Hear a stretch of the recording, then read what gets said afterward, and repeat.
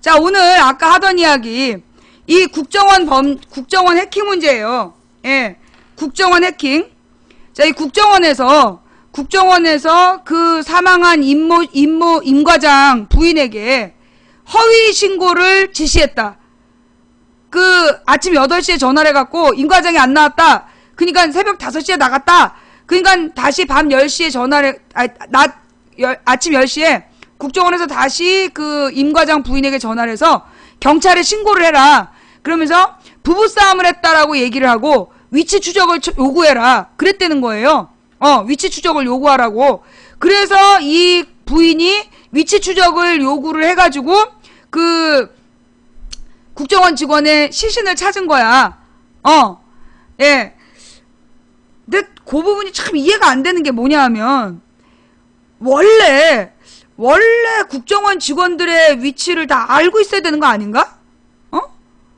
아니 국민을 해킹하는 국정원에서 그 임 과장의 위치도 몰랐다.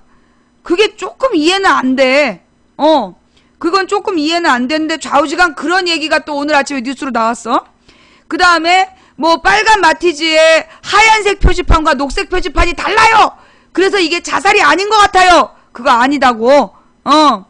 이 그 방송사 카메라에 잡힌 게 잘못된 제보일 수도 있는 거야.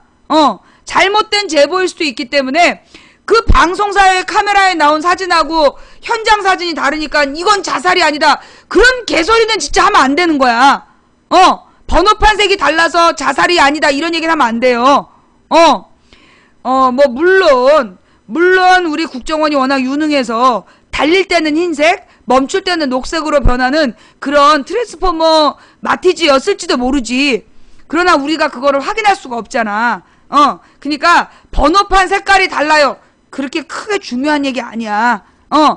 그냥 내가 볼 때는 첫 번째 가능성, 방송사에서 오버하다가 그 진짜 마티즈가 아닌 다른 색깔 마티즈를 착각했을 수 있다. 그게 가장 가능성 있는 이야기 첫 번째. 두 번째는 이 CCTV가 이제 이 녹색을 잘 못 읽어서 흰색으로 보였을 수 있다. 뭐 세 번째는 뭐 쉐보레 마크였다 뭐 이런 얘기도 있는 거 아니야? 좌우지간 번호판 색깔이 다르다. 큰 뉴스 아니야. 우리가 자꾸만 중요한 뉴스를 놓치고, 여러분 이번 국정원 해킹 사건의 핵심은 뭐냐? 임 과장의 죽음보다 중요한 건 뭐예요? 국정원이 민간인을 사찰했냐 마냐야.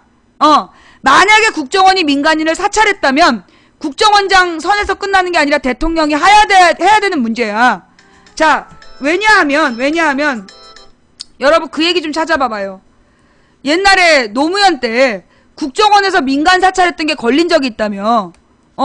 노무현 때 그 노무현 정부 때 국정원의 민간 사찰이 들통이 났어. 걸렸어. 그러자 그때 박근혜가 뭐라고 그랬나? 노무현 정부 때 국정원에서 민간 사찰을 했다라는 얘기가 걸리자 그때 박근혜 대통령이 뭐라고 얘기했어요? 그때 어마어마하게 비판을 했어. 그런데 지금 자기가 대통령인 정권에서 국정원에 민간 사찰 의혹이 제기된 거야. 그 민간 사찰 의혹이 제기됐는데 지금 박근혜 대통령은 침묵으로 일관하고 있어. 못 본 척, 못 들은 척, 침묵으로 일관하고 있어. 아니 왜 영화를 보라고 강요질이야? 네가 영화 홍보대사면 길에 나가서 찌라시를 뿌려. 왜 여기서 영화 보라고 지랄이야?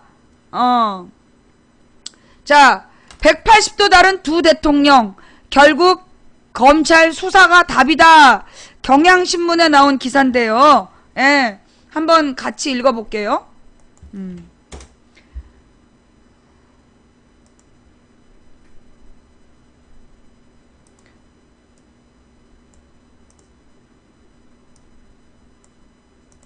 180도 다른 두 대통령. 결국 검찰 수사가 답이다.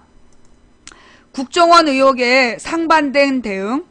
2005년 노무현, 97년의 불법 도청 엑스파일 사건, 검찰의 수사 지시 적극적 대응, 기자 간담회 등 의혹을 공개하는 데 앞장, 전 국정원장을 구속시키고 대국민 사과. 이게 노무현이 국정원 엑스파일 의혹에 대처한 방법이에요. 예. 97년 불법 도청이면 사실 97년이면 김대중 대통령도 들어오기 전이잖아. 그지? 그런데 그걸 책임졌단 말이에요? 2015년 박근혜 정부 해킹 의혹 이후 계속된 무대응. 21일 청 국무회의에서도 침묵. 댓글 사건 때는 셀프 개혁을 주문. 진상규명은커녕 걸림돌 비판. 국정원 사찰 의혹 사건에 대해 박근혜 정부와 노무현 정부의 대응 방식이 극명한 대조를 보이고 있다. 노무현 정부 때인 2005년 국정원 불법 도청 사건이 터졌을 때 청와대는 철저한 진상규명 의지를 밝히고 검찰 조사를 통해 사실상 내부 희생자까지 만들었다. 반면 지금 청와대는 국정원의 스마트폰 해킹 프로그램 구입과 사찰 의혹에 대해 입을 닫고 있다. 박 대통령이 노무현 정부 사례를 참고해 철저한 검찰 수사를 지시하는 등 직접 진상규명 의지를 밝혀야 된다는 지적이 나온다. 이거 말고 박근혜가 노무현 정부 때 뭐라고 그랬는지. 노무현 정부는 2005년 국정원 의혹에 대해 즉각적이고 공개적으로 대응했다. 국정원 전신인 국가안전기획부가 97년 삼성구조본부 실장 이학수 씨와 중앙일보 사장 홍석현 씨의 사적 대화를 불법 도청한 엑스파일 사건이 2005년 언론을 통해 공개되자 노무현 대통령은 수석비서관 회의에서 정부는 국가기관의 불법 행위를 사실대로 철저히 밝혀야 한다고 주문한 뒤 검찰 수사를 지시했다. 노 대통령은 이후 기자간담회와 국민과의 대화 등을 자청해 검찰 수사 진행 및 국정원 개혁 진행 상황을 밝혔다. 특히 이전 정부인 김대중 정부와의 불화 및 진보진영 분열을 감수하고 국정원의 불법 도청이 이루어진 사실을 공개했으며 그 결과 김대중 정부 국정원장을 지낸 임동원 신건 전 원장이 구속 기소됐다. 김성규 당시 국정원장은 안기부 불법 도청 문제와 관련해 대국민 사과문을 발표했다. 반면 지금 박근혜 대통령은 물론 청와대도 공식 언급 없이 침묵으로 일관하고 있다. 청와대 대변인은 오전 브리핑에서 이 문제가 대통령에게 보고되느냐는 물음에 보고받은 것은 당연하다고 했지만 박통은 이날 국무회의에서 관련 발언을 하지 않았다.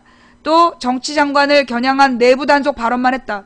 청와대 대신 종때르맨 새누리당은 야당의 진상규명 요구를 정치공세로 치부하며 정치공방으로 만들고 있다.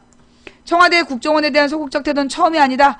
박통이 13년 7월 수석비서관 회의 때 국정원이 개혁안을 스스로 마련해주기 바란다고 주문했던 것이 대표적이다. 대선 개입 의혹으로 국정원에 대한 개혁 여론이 커지고 있던 와중에 대통령이 셀프 개혁을 주문한 것으로 개혁 대상이 개혁 주체가 되는 것은 옳지 않다는 비판을 받았다. 물론 도청 테이프가 언론에 넘어가는 등 분명한 증거가 존재했던 2005년과 국정원이 민간인 사찰 의혹을 전면 부인하는 지금 상황은 다르다는 반론도 있다. 하지만 그럴수록 청와대가 철저히 진상규명 의지를 밝혀 불필요한 오해를 해소하거나 잘못을 바로잡아야 한다는 지적이 나온다. 오히려 청와대의 의지 부족이 진상규명 걸림돌이 된다는 비판이 나올 정도다. 박 대통령은 한나라당 대표 시절인 2005년 국정원 도청 의혹이 불거졌을 때 국민이 믿을 수 있을 때까지 스스로 증명해 보여야 한다며 철저한 진상규명을 공개 요구했다.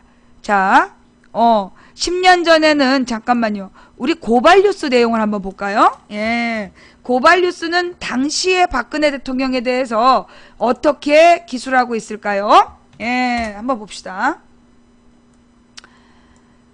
박근혜 10년 전에는 국정원 불법 도청 국가적 수치라더니 예.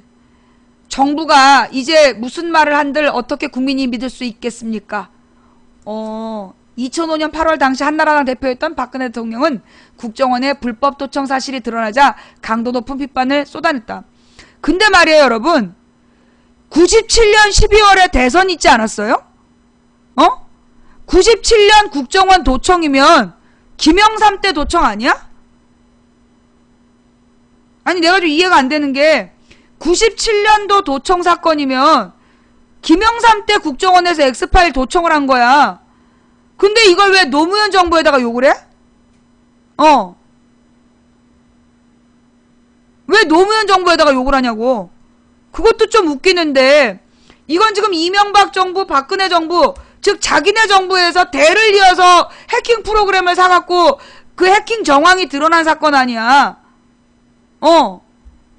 자, 좌우지간 10년 전에는 노무현 정부가 아닌 김영삼 정부의 국정원 해킹 사건도 노무현한테 어떻게 정부를 믿을 수 있겠습니까? 이랬던 박근혜가 그 철저한 진상규명과 강도 높은 개혁도 주문했다. 최근 국정원 해킹 의혹에 대한 박 대통령의 모습과 대조적이다. 박 대통령은 21일 오후 열린 국무회의에서 4대 개혁을 강조했다. 모든 일정을 내려놓고 국가경제와 개혁을 위해 매진해야 된다는 주문도 내놨다. 맨날 말로만 그러나 국정원의 해킹 의혹에 대해서는 무거운 침묵을 지켰다. 국정원의 이탈리아 해킹팀으로부터 리모트 컨트롤 시스템 프로그램을 구입한 내용이 담긴 이메일이 언론에 공개된 지 일주일이 넘었지만 박 대통령은 이를 외면하고 있다. 국정원은 대통령 직속기관이며 국정원의 최종 지휘권자는 대통령이다. 하지만 10년 전 국정원의 불법 감청 파문 당시 박 대통령은 지금과는 전혀 다른 태도를 보였다. 야당 대표였던 박 대통령은 현재 불법 도청이 행해지고 있지 않다고 하지만 누가 알 수 있겠느냐며 정부와 국정원을 공격했다. 박 대표 2002년 이후 도청 근절 증명해야. 한나라당 박근혜 대표는 8일 국정원의 불법 도청과 관련 2002년 3월부터 도청이 없어졌다고 주장하려면 국민이 믿을 수 있도록 국정원이 스스로 증명해야 한다고 밝혔다. 박 대표는 이날 염창동 당시 열린우리당 상임운영위원회에서 현재는 불법 도청이 행해지고 있지 않다고 하지만 누가 알 수 있겠느냐며 이같이 말했다. 박 대표는 또 불법 도청 문제는 국민의 안전과 사생활 보호, 더 나아가 정부에 대한 국민의 신뢰 문제인 만큼 다시는 일어나지 않도록 철저히 진상 규명을 하고 방지책을 마련해야 한다면서 한나라당은 불법 도청을 한 사람을 반드시 적발해 무거운 처벌을 하도록 정기국회에 이에 대한 법률을 제출할 것이라고 강조했다. 제출해! 제출하고 처벌해! 박 대표는 국정원 자체의 여러 문제에 대해서도 철저히 되짚어봐야 한다면서 이번 기회에 국정원이 국가를 위해서만 일하고 권력을 남용하지 않도록 바꿀 것은 바꿔야 한다며 국정원 개혁 필요성을 제기했다. 노무현 때는 김영삼이 한 국정원 도청까지 책임을 물으면서 입증을 하라고 그랬던 박근혜 대통령이 자기 정부에서 벌어진 일에 대해서는 침묵으로 일관하고 있어. 자, 그 다음, 그 다음에 말이에요, 여러분. 이제까지 국정원에서 내는 해명이, 이번 이 해킹 자료는, 간첩 대상이었다. 내국인 대상이 아니었다고 분명히 얘기했어. 맞지? 이제까지 국정원에서 내놓은 그 해명은, 추천. 자, 지금 추천해주신 3,422분께 감사드리고요. 아직까지 추천 안 한 인간들, 알지? 오늘 밤 녹색 설사가 풍성이 있는 이불에서 깨어날지어다. 자, 정신 똑바로 차리시고요. 자, 이제까지 국정원은 내국인을 대상으로 도청하지 않았다라고, 해킹하지 않았다라고 주장해 왔는데, 한겨레 신문에서 나나테크, 즉 국정원을 대리해서 이탈리아 해킹팀에서 해킹 프로그램을 사줬던 그 대리인하고 인터뷰를 했어. 캐나다로 도망가 있는데, 캐나다로 도망가 있는 나나테크 대표하고 인터뷰를 했대. 그 나나테크 대표가 뭐라 그랬냐면, 이 해킹 프로그램은 중국 내에 있는 한국인을 대상으로 했다. 중국 내에 있는 한국인을 대상으로 했다. 다른 말로 내국인. 한마디로 불법. 국정원의 해명이 거짓말이라는 인터뷰가 나왔어요. 이제까지 국정원에서 이 해킹 대상은 간첩이라고 얘기했단 말이야. 그런데 지금 나나테크 대표가 한겨레 신문하고 인터뷰를 하면서 요 해킹 대상은 중국 내에 있는 한국인이었다. 중국 내에 있는, 중국에서 활동하고 있는 한국인이 목표였다. 결국 내국인을 감찰했다는 얘기야. 자, 그래서 지금 이 국정원 해킹 사건 여러 가지 뉴스들이 이어지고 있는데요. 여러분, 우리가 댓글로 달아야 될 핵심 내용은 뭐냐? 내 빤스 분홍색이야. 하지마 빤스는 대부분 분홍색 아니면 흰색이야. 노란색 빤스를 입고 싶지만 난 노란색 빤스 안 입어. 자, 하던 얘기 마저 하면, 지금 이제 이 국정원 문제에 대해서 우리가 댓글을 달아야 될 내용은 뭐냐? 자살이냐 아니냐 이런 거 달지 마. 뭔가 국정원 직원의 죽음에 의혹이 있다 이런 쓸데없는 얘기 하지 마. 본질은 국정원이 국민을 해킹할 수 있는 프로그램을 샀다는 거다. 지금 국정원은 국민을 해킹하지 않았다는 증거를 입증해라. 박근혜 말을 그대로 따라하는 거예요.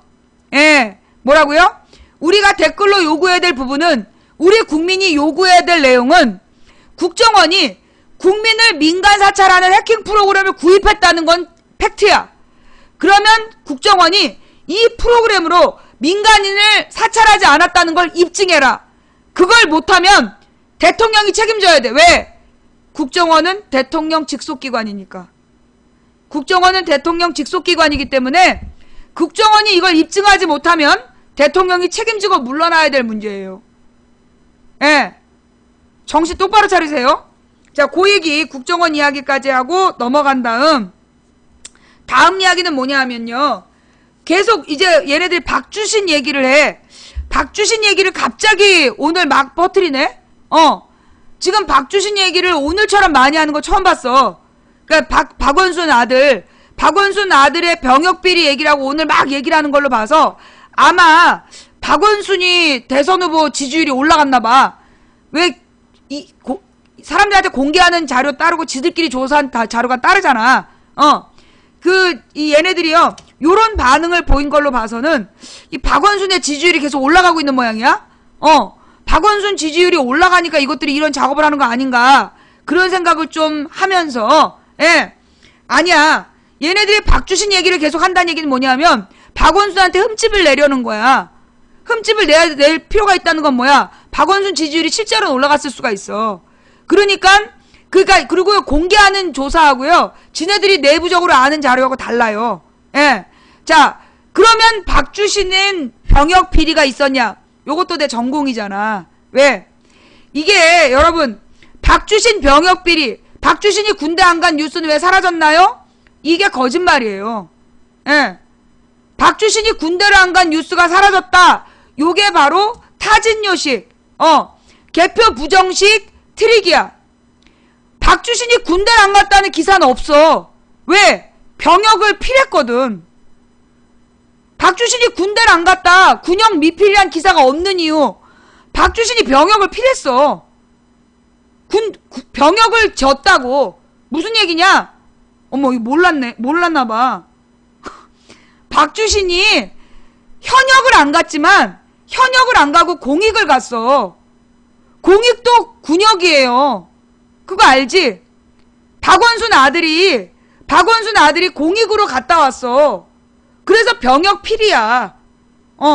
공익도 병역이에요. 그래서 박주신 병역 미필이란 뉴스가 없는 이유, 병역을 필해서야. 우리나라의 병역이 세 가지야. 현역이 있고, 공익이 있고, 그 다음에 무슨 기업, 병역 특례 업체에서 근무하는 거, 그 세 가지를 전부 다 병역이라고 그래요. 그래서 병역 미필 뉴스가 없는 이유는 공익을 갔다 왔기 때문이야. 방위사업체에서 근무해도 병역으로 치잖아. 근데 박주신은 공익을 갔다 왔어. 그러면 이 박주신이 왜 공익을 갔느냐? 이게 현역들한테요, 허리 아픈 게 되게 큰 병이래. 왜냐하면 이 현역이 엄청 무거운 배낭을 메고 행군을 하잖아.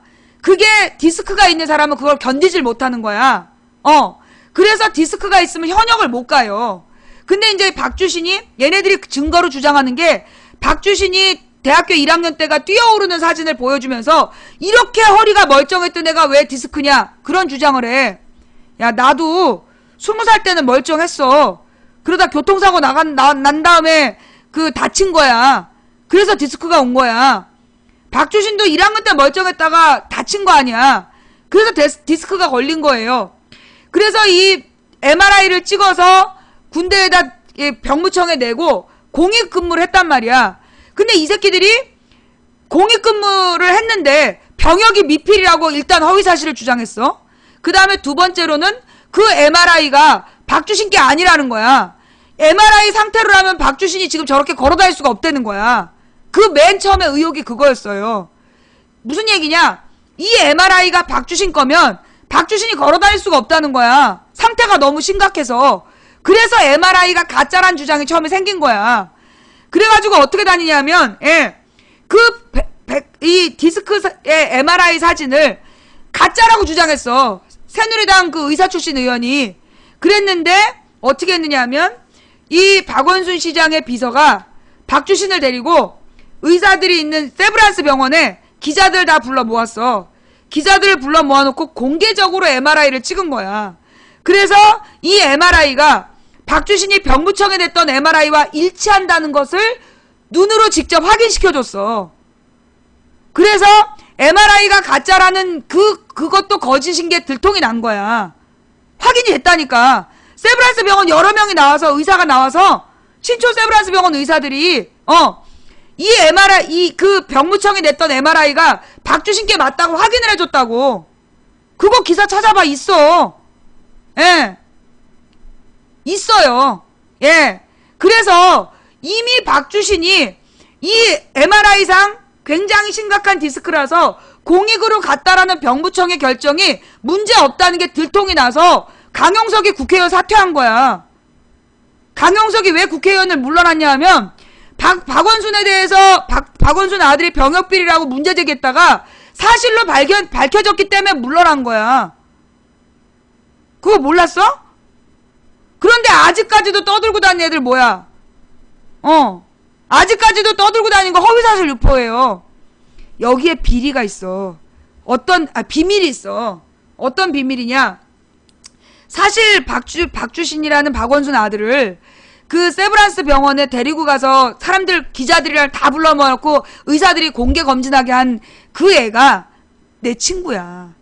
그 친구가 사실 자기도 걱정이 된 거. 왜냐?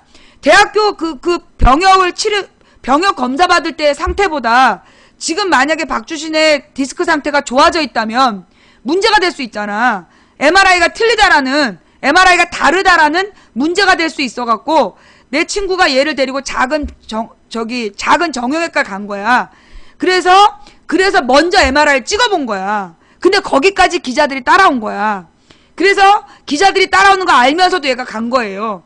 그래서 정형외과에 가서 이 MRI와 병무청 MRI와 현재 박주신의 MRI 상태가 같다는 걸 먼저 확인하고 1차로 확인하고 그 다음에 그 세브란스 병원을 데려간 거야. 그래서 박주신을 공개 검사를 하고 그래서 의사들이 박주신의 이 병무청 MRI가 박주신 MRI가 맞다라고 인정을 해줬어. 그랬더니 뭐라고 문제 제기를 했냐?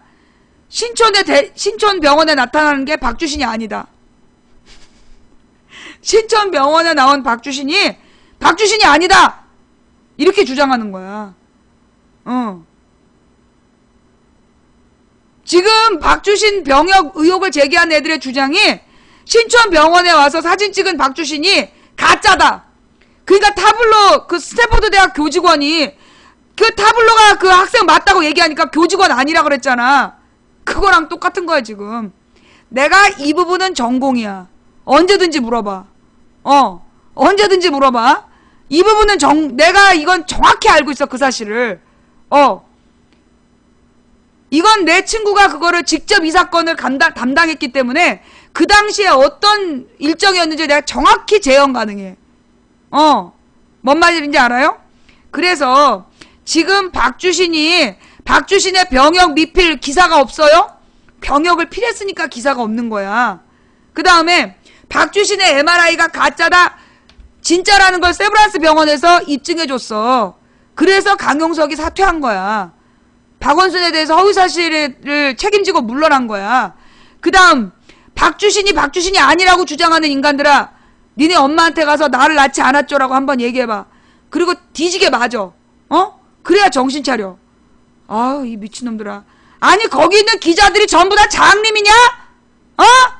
박원순 아들도 확인 안 하고 기사를 쓰게? 자기랑 다른 의견이면 벌레. 나랑 의견이 달라서 벌레가 아니라 네가 벌레라서 벌레인 거야. 벌레의 뇌 수준이잖아. 벌레 IQ로 지금 말귀를 못 알아들어서 벌레라 그러는 거야. 아유, 이포버 하루살이 때 이거 진짜 이명박을 잡아 족쳐야 돼. 그 이명박이가 4대강을 망치는 바람에 그냥 이포버 하루살이 때가 요즘은 딱 하루살이 뇌 수준으로 와갖고 채팅창에서 지랄 연병을 떨어가지고 내가 그냥 자, 오늘 방송은 여기까지 할게요. 네. 자, 오늘 방송 어떠셨어요? 볼만 하셨나요? 예. 오늘 시청해주신 모든 분들께 감사드립니다. 예. 그리고 오늘 추천해주신 모든 분들께 감사드리고요. 오늘 또 후원해주신, 한 분 한 분 진심으로 감사드리고요. 예. 자, 또 처음부터 끝까지 시청해주신 여러분께 진심으로 감사드리고, 추천해주신 3,579분께 진심으로 감사드립니다. 이제 이 녹색 설사의 저주로부터 스스로를 보호하려는 어떤 단련이 된 것 같아요. 감사합니다. 후원해주신 한 분 한 분 감사드리고, 또 우리 각 방에서, 아니야, 매니저 나 혼자 있어. 그리고 이 방송을 녹화 떠서 팟캐스트와 또 이 유튜브에 올려주시는 님들 대단히 감사합니다. 우리 팟캐스트나 유튜브에 올려주시는 분들은요, 저한테 월급을 받는 분들 아니시고요, 저한테 어떤 경제적 지원도 받지 않으시는 순수 시청자분들이 자발적으로 올리시는 거예요. 그러니까 여러분들 그런 팟캐스트나 그 유튜브 영상을 보시면 꼭 응원의 한마디, 좋아요 한 번씩 눌러주시기를 바랍니다. 그리고 구독 신청을 해주셔야 우리 그 올리시는 분들이 좀 더 그 뭐라 그러나 용기를 얻으시겠죠? 응원하는 방법 구독 신청해 주시고요. 댓글 칭찬해 주시고요. 그리고 좋아요 눌러주시는 거, 예, 그거 꼭 잊지 말아 주시기 바랍니다. 자, 그 다음에 혹시 오늘 우리 망치부인 방송에 대해서 앞부분은, 맨 앞부분은 개표 부정론자들의 거짓말이었고요. 그 다음에 중간 부분은 문성근 국민명령 대표와 함께 시민의 날개에 대한 이야기를 했고요. 마지막으로 국정원 해킹 사건의 핵심은 무엇인가, 요 세 가지 분야로 오늘 방송했습니다.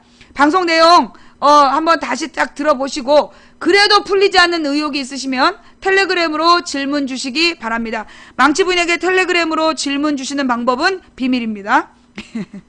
알려주면 또 쓸데없는 텔레그램을 하기 때문에, 예, 그 문자나 텔레그램 연결되신 분들은 알아서 해주시고요. 문자는 010-2294-2016 망치부인에게 문자만 보내실 수 있습니다. 전화하시면 고소합니다. 예, 전화하시면 고소하니까 문자로만 연락을 주시기 바랍니다. 야, 지금까지 도봉구 창동사는 불량주부 망치부인이었습니다. 아까 뭐 중간에 얘기를 했지만, 예, 제가 꿈꾸는 세상은 상식이 통하는 합리적인 민주사회. 그래서 어디 나가서 나 한국에서 왔어 라고 할 때, 그 나라 꽤 멋지지 라고, 부끄럽지 않은 나라, 그 나라의 행복한 서민이 되는 게 제 꿈이에요. 가장 가난한 사람도 밥을 굶지 않는 나라, 가장 가난한 사람도 아플 때 치료받을 수 있는 나라, 가장 가난한 사람의 자녀들도 당당하게 학교 다닐 수 있는 나라, 그게 망치부인이 꿈꾸는 나라입니다. 저는 김대중 노무현 10년 동안 가능할 줄 알았어요. 그런데 이명박 박근혜 8년 동안 그것이 어려울 수 있다는 것을 새삼 깨닫게 됐습니다. 점점 역사가 후퇴하는 것처럼 보이지만 역사는 나선형으로 발전한답니다. 워낙 잘 나갔다가 꺾어졌다가 다시 또 잘 나갔다 꺾어졌다. 그래서 역사에는 사이클이 있어요. 우리는 어쩌면 지금 바닥을 향해 가고 있는지도 모릅니다. 하지만 우리가 이 바닥에 얼마나 더 힘차게 도움 닫기를 하냐에 따라서 다음에 우리는 더 높이 올라갈 수 있을 거라는 생각을 합니다. 오늘 우리는 시민의 날개라는 이야기를 들었습니다. 과연 우리는 날개를 달 수 있을까요? 다 같이 우리가 바닥으로 떨어질 때, 그때 우리 이 낙하산처럼 시민의 날개를 장착하고 이 바닥에 도착하면 힘찬 도움 닫기를 해서 다시 한번 날아올랐으면 좋겠습니다. 한 사람이 꾸는 꿈은 꿈일 뿐이지만 100인이 꾸고 만인이 꾸면 현실이 된다. 그게 되겠어? 된다고 믿든 안 된다고 믿든 당신의 믿음대로 될 겁니다. 하지만 누군가 간절히 소망하면 온 우주가 그의 소망을 위해 움직이기 시작한답니다. 어차피 우리가 가는 길은 성공이 보장된 갈만한 길이라서 가는 것이 아니라 가야 할 길이라서 가는 거니까요. 오늘도 주무시기 전에 1분 망치부인과 함께 같은 꿈을 꾸어주시기를 부탁드립니다. 지금까지 망치부인이었습니다. 다음 방송은 내일 낮 2시에 만나요. 감사합니다. 망치부인입니다. 예. 방송 마음에 드셨어요? 옆구리 찔러서 지금 절 받는 중이죠. 예. 여러분들 오늘 방송 보시고요. 의문점이 있거나 의견이 있으시면 시청자 게시판에 남기시는 방법이 하나 있고요. 저한테 텔레그램으로 직접 말씀하시는 방법이 있습니다. 긴 글은. 짧은 글은 문자로 보내실 수 있고요. 예. 자, 이제 재방송 틀어드리겠습니다. 예. 아, 뭐가 허전하다 했더니 음악 없이 얘기해서 그랬구나.